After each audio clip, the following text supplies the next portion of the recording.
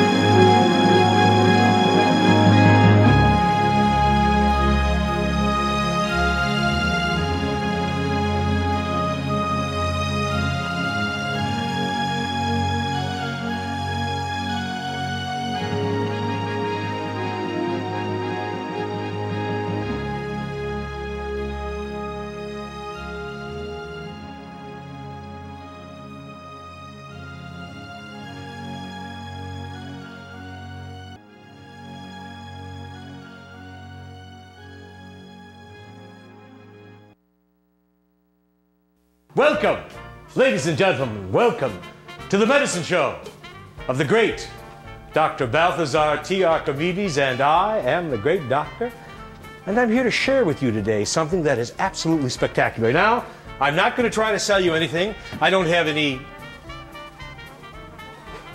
medicine in a bottle, but I have got some medicine for you that I think you'll enjoy. It's a history of theater in Sioux City, Iowa. That's right, history of theater in Sioux City, Iowa. Back in the 1850s, Sioux City was platted out. By the 1860s, the railroad was here, steamboats were here. Sioux City was an entrepot city, a gateway, a storehouse to millions of acres to the west.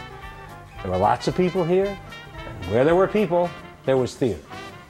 Now, the first two theaters were really not theaters, they were just big halls. Dawson Gertz and McElhenney's Hall, downtown, around Pearl Street, down on 2nd and 3rd, around in that area. What would happen is traveling troops would come through, they'd set up a stage in one of the big halls and set up some chairs, poof, you had theater. One of the troops that came through was the Selden M. Irwin Troupe. 6 to 8 to 10 players, his wife, a few other traveling stars, and they would play up and down the river. They would play in Nebraska City. They would play in Omaha. As a matter of fact, they played a number of times down in Omaha, and a man called Stone, who was a big mover and shaker here in Sioux City, he went down to Omaha and he saw them. And while there isn't any direct evidence of this fact, it's pretty clear that they talked. And he said to Irwin, "My boy, I've seen you play, and I want to build a theater in Sioux City. I want to attract people. But you know the name theater? Well, it's a little kind of, well, I don't know, a little perhaps risque. So why don't we build an entertainment place called the Academy of Music?" And that's what they did. And when they built the Academy of Music, the first actor-manager was Selden M. Irwin. The Academy of Music opened down there on Pierce around 4th Street, where the First Federal Savings and Loan is today. It used to be the old Yonkers, it used to be the old Davidsons.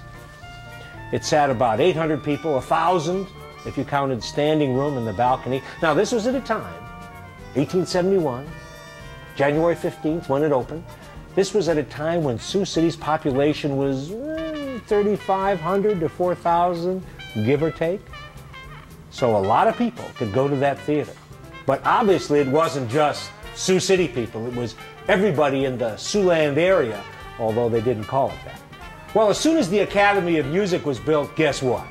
People started to say, nah, we want something larger, we want something different. Now, there were different theaters in Sioux City, but they didn't call them, well, yes, I guess they did call them theaters.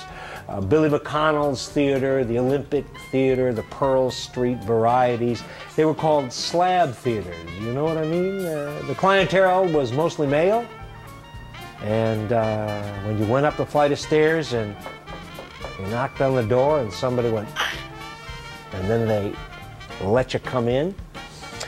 The ladies there were a bit décolleté, the outfits, a little long, a little short.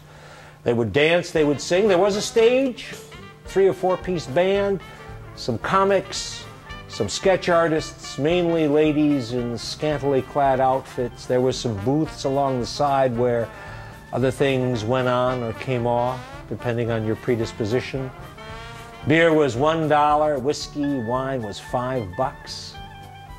People who performed there were either on the way up or on the way out. But it was a place for a certain kind of clientele. But the nice folks, the respectable folks, they went to the Academy of Music. Well, the Academy of Music, by the mid-70s and the early 80s, it wasn't enough. It was getting shabby, it was getting run down. Sure, a lot of traveling shows were coming through up and down the river and across the country from Des Moines going west, but people wanted something else. They wanted something else, and by the 1880s, they started to build a new theater. They started to raise money for a new theater. And well, you know how things like that go. It never really got built.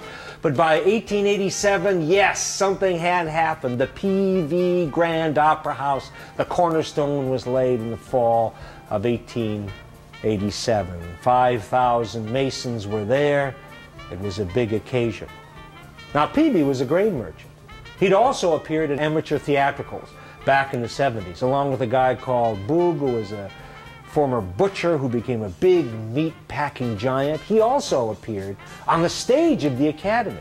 So you had folks who were interested in bringing theater to Sioux City, and it wasn't just a sense of theater, it was a sense of our town. Our town is not just on the edges of the frontier, but it's a place where you can go and see first-class entertainment. On September 24th, 1888, the Conread English Opera Company opened with the Gypsy Baron. It was an enormous success. The P.V. Grand Opera House down there on 4th and Jones, fronted on 4th, the side on Jones, magnificent 3.5-story building built by Oscar Cobb, Chicago architect. It had the best of everything. And you know, it really started out as a Chamber of Commerce building, and well, you know how things like that go. The Chamber of Commerce part got smaller and smaller, and the theater part got bigger and bigger. When it opened, it was the finest theater in the West, so we're told. Anybody who was anybody played there. And the night that it opened, Oscar Cobb, the architect, came on to give a speech, and the curtain rose to illuminate a particularly Sioux City thing, the Corn Palaces. And a mock-up of that 1888 Corn Palace was on the stage, illuminated from within, and the audience rose in a body and applauded As Cobb turned and acknowledged that wonderful piece of architecture downtown on the stage of his theater, P.V. Grand was a magnificent structure, ground floor, balcony, gallery. Well, the gallery had a separate entrance, mind you. It was for, well, people who you didn't really want to associate with. But you and I, you know, we probably sat in the balcony or the ground floor if we had enough money. The P.V. Grand attracted anybody who was anybody. Great American performers and great foreign performers too. Edwin Booth, Helena Modjeska, Fanny Janauschek, Joe Jefferson, and of course, the incomparable Sarah Bernhardt. By the turn of the 19th century going into the 20th century, things were burgeoning. Before the Civil War, there were maybe 2,000 or 3,000 miles of track. From after the Civil War until the turn of the 20th century, there were 220,000 miles or so of track laid. You could get to anywhere from anywhere. Traveling troops were coming out of the big cities. The PV and other theaters in Sioux City got the best of everything. And vaudeville started. Vaudeville. Vaudeville was a variety show. It had a particular format. You had 8, 9, 10 shows, 10 little acts broken up by an intermission. Some of the greatest vaudeville stars in the world. Ed Wynn, W.C. Fields, when he was the comic juggler, everybody came here. And one of the greatest vaudeville circuits was the Orpheum Circuit. The Orpheum Circuit started in the late 19th century. Originally, the Orpheum was from San Francisco. Martin Beck was a man who started that outfit. And then it really was a big wheel. It went from San Francisco to Chicago, and then there was another wheel. And that went from Chicago to New York. These were circuits. These were the Orpheum theaters. The Chicago to New York one was the Keith Albee Circuit, a rival. But from San Francisco to Chicago, which of course included here in Sioux City, you had the Orpheum Circuit. The first Orpheum was really the Lyric Theater, down where Penny's is now, about 5th or so, 4th or 5th in Jackson. Now, originally, the Orpheum was going to build a theater, but you know how those things go. People didn't get the money, they didn't get the backing, something happened, and the Lyric Theater was already there. It's at about 1,500 seats, and by 1907, the Orpheum had teamed up with the Lyric, and it was now on the Orpheum Circuit. Well, things progressed in Sioux City, as you can imagine. There were a number of other theaters built, but the Orpheum was still the place to see great vaudeville. By 1918, a new theater had to be built on Nebraska Street, a second Orpheum, and then finally the Pièce de Résistance, the greatest Orpheum in Sioux City, the magnificent one, downtown, the third Orpheum, built in 1927.